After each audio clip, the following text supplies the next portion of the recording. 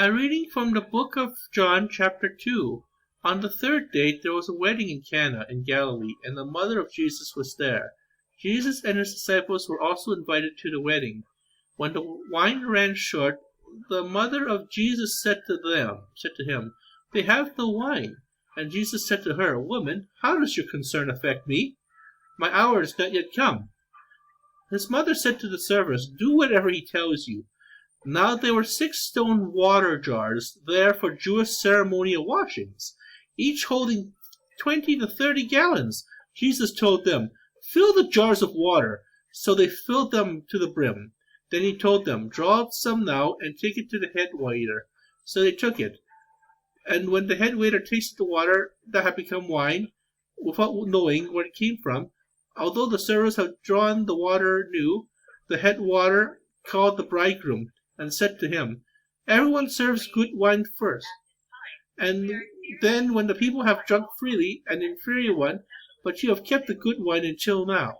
Jesus did this as the beginning of his signs in Cana in Galilee, and so revealed his glory, and his disciples began to believe in him. After this, he and his mother, his brothers, and his disciples went down to Capernaum and stayed there only a few days. Since the Passover of the Jews was near, Jesus said to Jerusalem.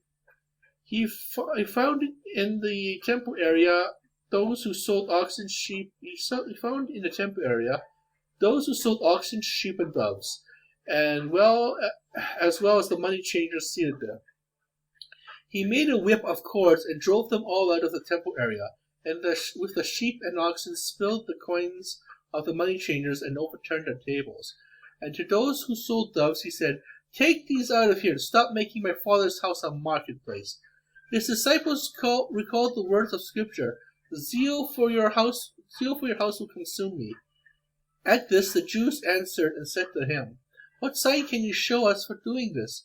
Jesus answered and said to them, "Destroy the temple, and 3 days I will raise it up." The Jews said, "This temple has been under construction for 46 years, and you will raise it up in 3 days?" But he was speaking about the temple of his body.